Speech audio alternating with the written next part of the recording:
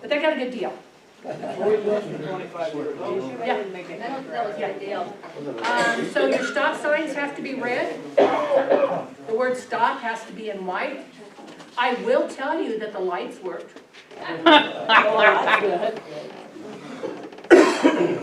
So again, your stop arm should be bolted and securely, shouldn't be broken or cracked.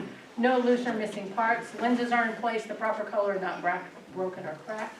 It must extend fully, and the lights have to work correctly. We've talked about that several times. At the end of the day, pre-tripping our buses saves us, saves our children, saves other motorists. Okay. That 15 minutes, or however long it takes you, it shouldn't take you any less than 15 minutes, is worth the life of every person on the roadway. And it's your job. You're required by law to do it. You're required by law to do it every time you head out in your bus. I always like to talk about post-trip inspections at the end of this because, again, post-trip inspections are required by law. You have to walk your bus at the end of every drive. You're not looking for book bags, you're not looking for cell phones, you're not looking for lunches. What are you looking for? You are looking for kids. We had, 2 years ago, had a situation with the contractor up in Topeka, and Kelly called us and she says, come down, I want you to look at this video. You guys just have to see this.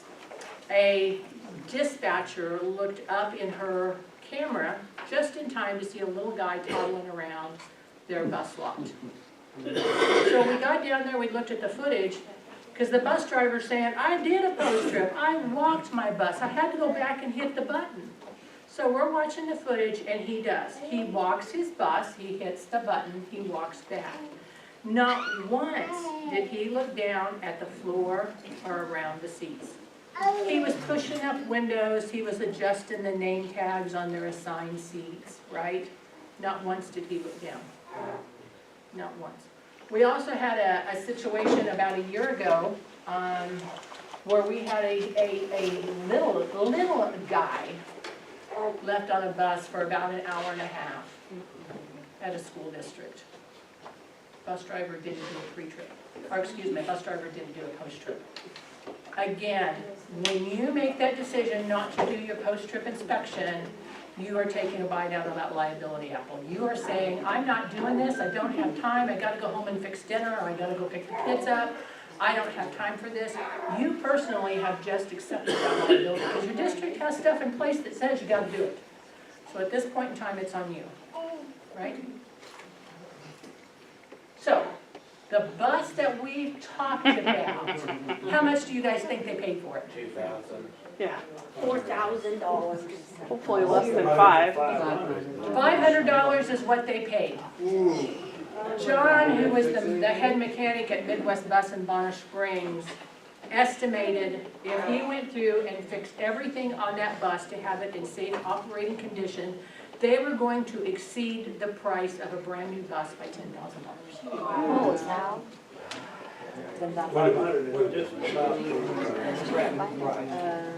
I'm thinking that's what they did, is they probably went and bought it. I don't know, but I'm thinking they went out and said, hey, there's a bus sitting in a field. Let's go out for a scrap price and let's see what we can do with it. And you guys, if anybody's in here familiar with Head Start requirements exceed what is required by us in the public school system. So, any questions? You kind of skipped over this, and I'd like real clarification. Is it, or is it not, against state and federal law to back up a bus without assistance? It is not. It is not a state or federal law? So it's up to the district. Our district policy was no backing, period. I had a driver one day who had taken middle school basketball to Piper Middle School, and it was raining, and I'm always saying, do not back the bus. Even today, if I run into her in the grocery store, she'll look at me and say, don't back the bus. She decided she was gonna do the right thing and back the bus up underneath the awning so the kids didn't have to get wet. I got to buy them a new awning. I was gonna say, I bet an awning. It's gonna come down to your district policy. There is no state law that forbids it. We're always gonna recommend that you don't back your bus, Right. right? But it's gonna come down to what your district policy is. And it sounds to me like your district policy says you cannot back your bus unless you have a spotter. They're not, the Good veterans question. grab, Any other questions? What about the use On of the new strobe ones? lights? yeah, like on. Strobe light is a required piece of safety equipment. It's a required piece of safety equipment through the National Safety Standards publication. That's good on your bus? I'll go look at that. Yes. What was your question? I wanna say strobe lights became required in about 2000. Only but I'll wait, don't have one on it. For here? Yeah, there's one up there. I'll be checking on that. It's up on that one. That needs to be checked on. How and when you use those should be written in your district safety policies. Just like your headlights, if it is raining, if it is overcast, if it is foggy, that's a good rule of thumb, if it's at night. Now, here's one thing that I learned the hard way. Strobe lights people with seizures can cause danger to people. Strobe lights can cause people with seizures some danger, some harm. Because strobe lights actually, I can't think of the word I want to use, increase the risk of somebody to have a seizure. So when we were going 4 and 5 buses deep at night, only the last bus turned on the strobe light, because number one, the bus in front that had the strobe light was very blinding to the driver in front, right? But if we also had kids who had seizures, we did not want to risk that, causing a seizure on the bus. Again, that comes down to what your district policy. Why is it not federal law then? It is not. It is not. It's I'd like not. to shut them off in line up, What? strobes. Shut them off when? When we're parked in a lineup, I'll pick up the kids. Yeah. Yeah, it's required for you to use them all the time, and you gotta remember that. Stop signs and blips. Stop signs and lifts. Put wheelchairs down. Stop signs. If you are picking a student, if you are loading or unloading a student, the stop sign is always required. Unless you're in a driveway, so you've pulled into the driveway of the student to load them, or you are sitting on district property. So you're sitting at the school in the bus lineup area and you're loading there. Stop signs and 8-ways are not required when on district property. Only when you are on a public roadway. Somebody was saying something, sorry. So even if your lift is on their driveway where there's no way any cars can get around. So you're Like sitting, I'm in a cul-de-sac, and I'm picking up a wheelchair, and my lift is right at their driveway, there's no way a car is gonna get around. so your lift should, I'm the driver, I'm you. The lift is on this side, it's in the driveway, but you're sitting on a public street in a cul-de-sac, your stop sign's here, it should be out and your 8-way should be flashing. Because you're still on a public roadway. Any other questions? Yeah. We have one cul-de-sac continuous, pretty much every day. We've got 1 or 2 cars on our stop sign, and they get that every day. Do you have a school resource officer here? We have several. And this is what I would recommend, get the make, the model, and the license plate, turn that into the SRO. Now, if the SRO doesn't see it, he can't issue a ticket. But our SRO, he can talk to him. He'd go knock on their door, didn't bother him a bit. So, it could be that your district has your SRO find out who the registered owner of the car is. And you guys put together a letter and mail them a letter that says on this day, this car registered to you. Because it may not be me driving the car, it could be her. But at the end of the day, it's my car that was registered to me.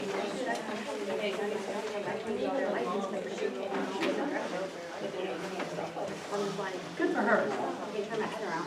Somebody over here had a question, is that you? So, on the school, but different animals, okay, but we got our animals, you know, the door, third doors open up the glass, the bar, all the way to the bottom, kids can see, they recognize different animals on our bus. You know what I'm saying? It's kinda like a bus number, except it's an animal. Uh-huh. In the window. It's against the wall on the window. On the service door, on all the way to the bottom. Yeah. Yeah. It's on part of the So glass. how could we do coming it? off of the How bus. could we do it properly? So are What do you the, recommend? Well, I think we could tape it to the side of the bus, but is that correct? I'm get washed off. You can tape it to the bike. Here's, let me pull this up. Let me show you a really good reason why there should not be anything with it. Oh, this is a whole different program. Now I can't find the, oh, it's not in this one. I do. Not many, believe it or not. You say nothing about fentanyl. Gummy bears.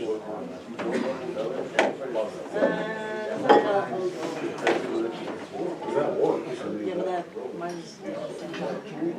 We'll get, So this is hard to watch, but this is why you shouldn't have anything on the bottom of your service door.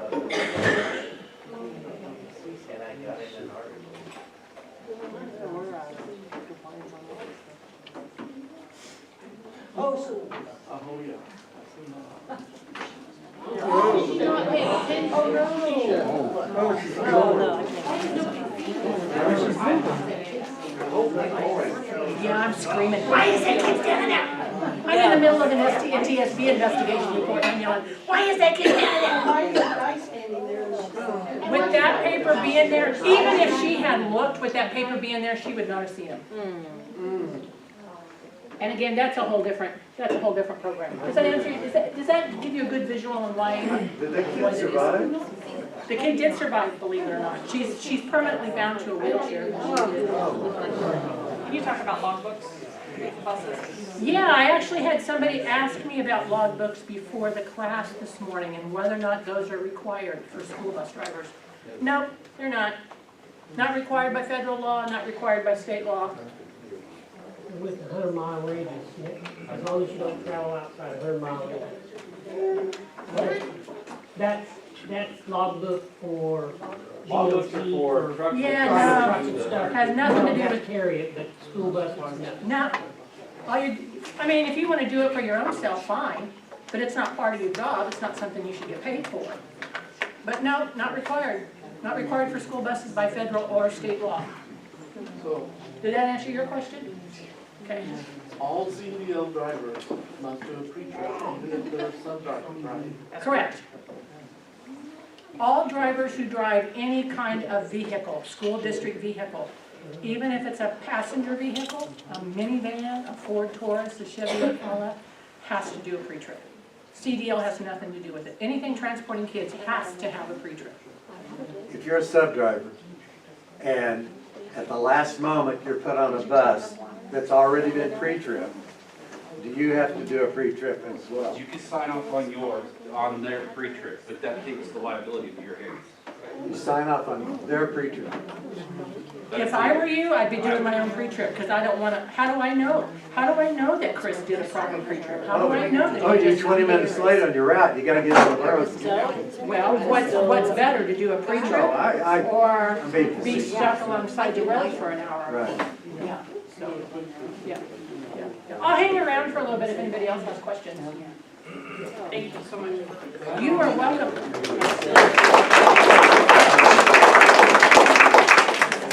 All right, hang tight for just a minute. We got just a couple of things to cover, and then we'll let you guys out of here.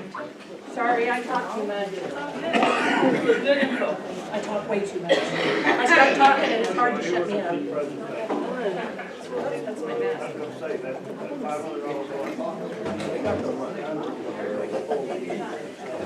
All right. Real quick, this month, obviously, we're super excited. Spring break's next week. Lots of birthdays. Don't forget Your clocks on Sunday, I'm glad we're off all week next week, so those of you that forget, I won't have to holler at you Monday morning. So make sure you get all that changed. Birthdays next month, 7th and the 17th. Mays does not have school. We got 2 days off next month, a Monday and a Friday, so that's exciting. Safety meeting will be on the 14th, the 15th on a weekend. So Vivian, you don't have to go to a meeting on your birthday. I think she just left. Mays High and obviously Complete provided breakfast. That was super nice. All right, drum roll please. Driver of the month, Richard Efterfield. Hey. Got a lot of, Richard loves to come in and talk, so we debated about this one. But he is phenomenal about if we need anything at the last minute, he is on it.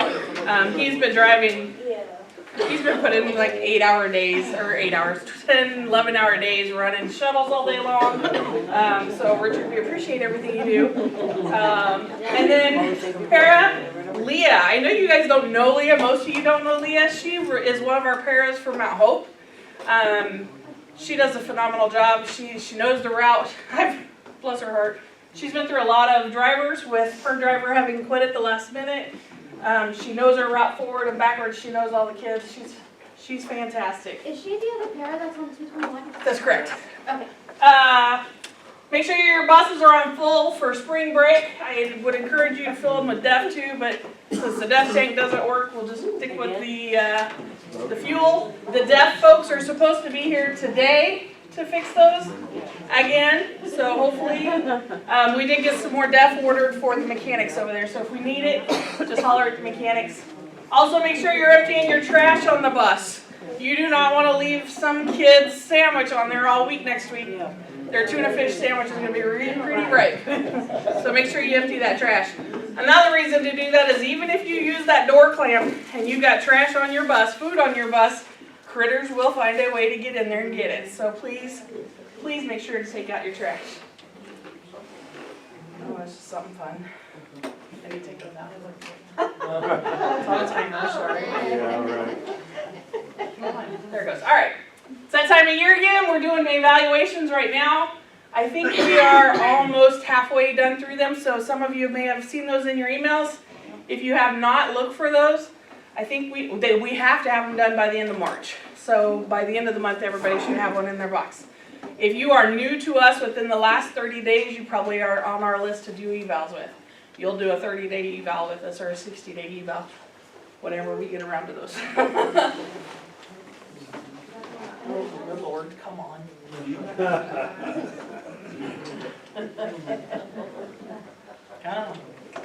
There we go. All right. Some of you remember this photo from, I think it was 2 or 3 years ago. That's a first student bus. It was happened right here in Wichita. They pulled out in front of this motorcycle laying right up here on the sidewalk. Never mind, the motorcycle was doing over 100 miles an hour. I think they ended up killing the guy on the motorcycle, if I remember correctly. And there was another motorcyclist involved. So that motorcyclist, his name was Jonathan Bell. Oh, you know who that was? Yeah. So we need to be very, very, very aware of people being out. It's spring. They're going to be on their bikes. They're going to be on their motorcycles. They're going to be walking. The dogs are going to be out. So be super, super careful. You cannot do those roll-through stops. You shouldn't be doing them anyway, but when you come to an intersection, you are the professional driver. Make sure you stop, double look each way. Make sure you're rocking and rolling before you pull out. Unfortunately, most of them are in black. Yes, you are absolutely correct. They don't wear bright orange or... All right, a note from Kim. Make sure to turn your time cards in and your trip sheets in an orderly fashion if you want to get paid on time. Make sure with next week being spring break, there's not going to be anybody here. If you want to get paid for it, you have to get it turned in this afternoon. Okay? Make sure that's done. You make our lives in the office miserable when you guys don't do that. Be sure to hit the submit on your time cards when you turn them in at the end of the week. Only about half of you are actually turning those in for some reason. You're not submitting them at the end of the weeks, and I don't know why. Kim is having to turn in the rest of those manually. She has to go in and physically submit over half of our time cards here, and I don't know why. So electronic ones aren't working? No, they're working, but people aren't turning them Is that in. what you're talking about when you Yes. said that? Okay. That's correct. Don't you have to hit submit twice, I think? I don't know the answer to that, I don't do time cards. But some folks are, half of you guys aren't getting them done, so she'll start having that conversation with everybody next week, or the week after. White, paper, CDL drivers, when you turn in your paperwork, with your student count and stuff, your paperwork is purple, SPED is yellow. You guys are driving her crazy, CDL drivers that are using the yellow paperwork just to scribble on, and then you're putting it on the purple, because we have to pay for all that paper. We don't do that in-house, we order that, and you're driving her batty. Please stop doing it. Well, you said the problem is, the doggone purple paper falls apart. It's that thin stuff. You gave us, we had that card stock. And It's fine. Okay, you know what I'm we'll see saying? about getting them figured. Okay. Oil changes, if you need those, make sure you write those up before you leave for break. We are down to one mechanic after break. Well, Ron and Sean. Thomas. Good Lord. Brandon is leaving. He's turned his resignation in. Today is his last day. So we are going to be down one more mechanic starting back after break. So they're going to need to get ahead of the ball game over break. Anybody that is considering retiring or just not coming back next year, please let me know as soon. Y'all suck.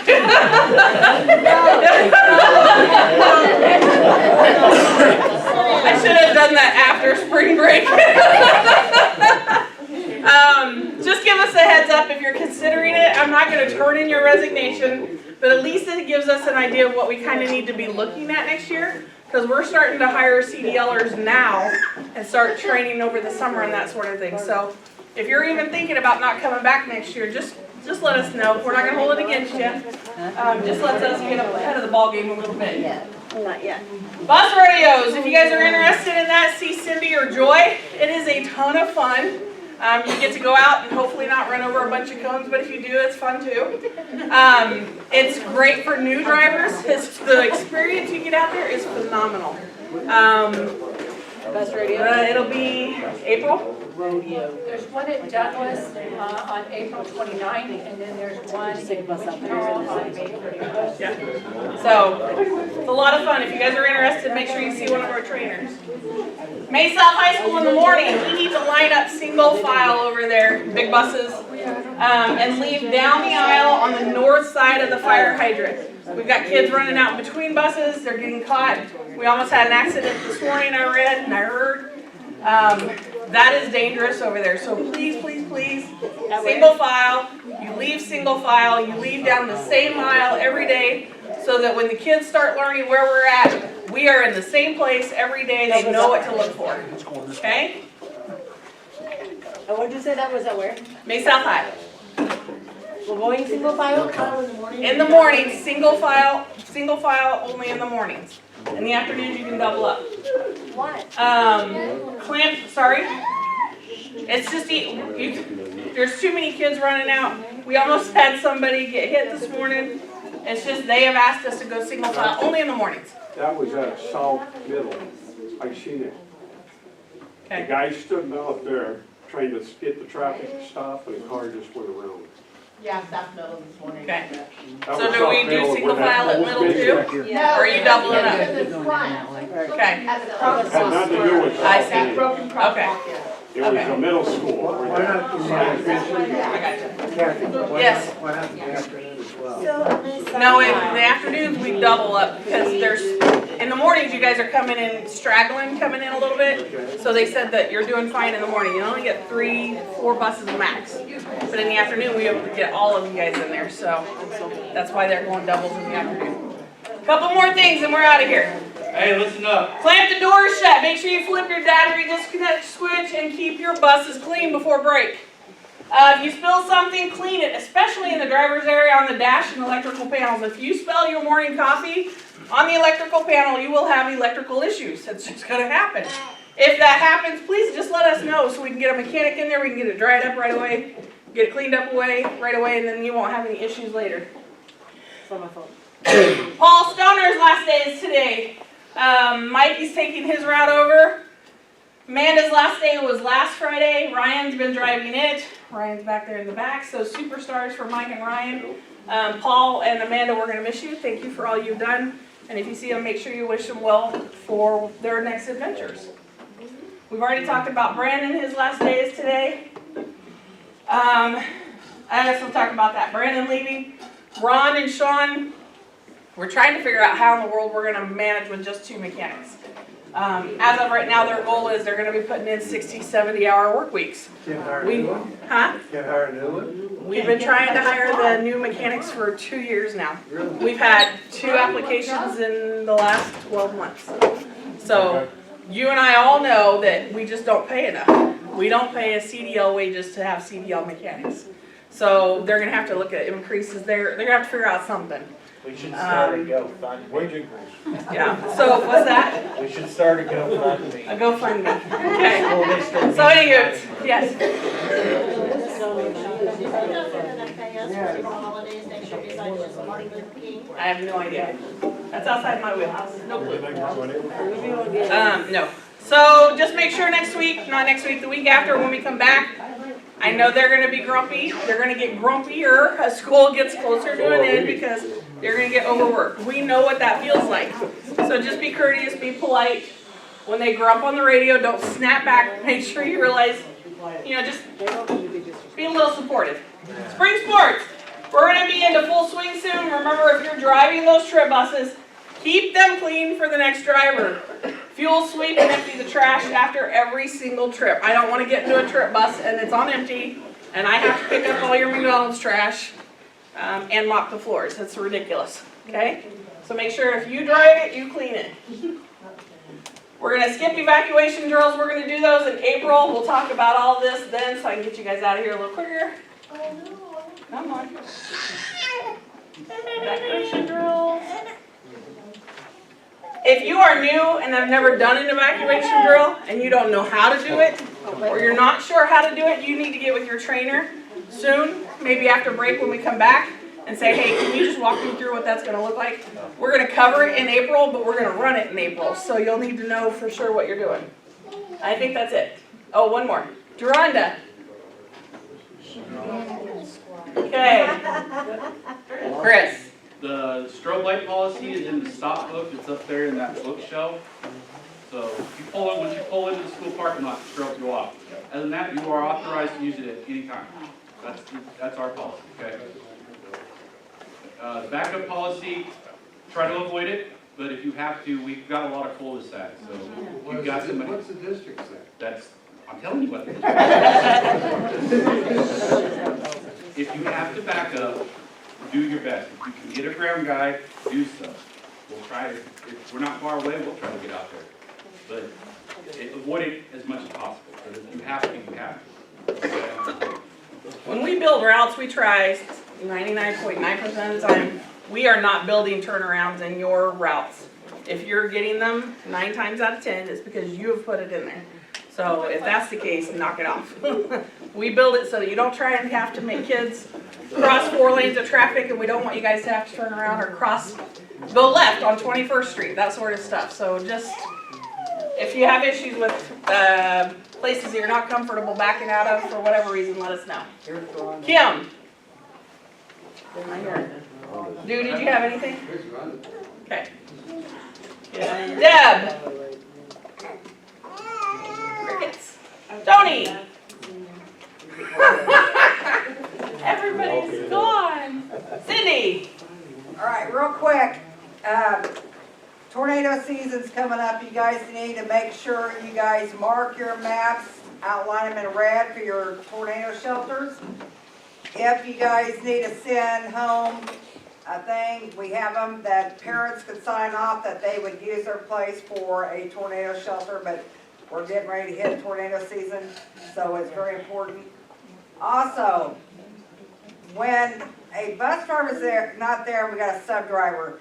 I know all sub drivers don't know where kids sit, but most of us have assigned seats. And if you have a parent on your bus, your parent should know, make sure those kids sit in their assigned seats. They're in assigned seats for a reason.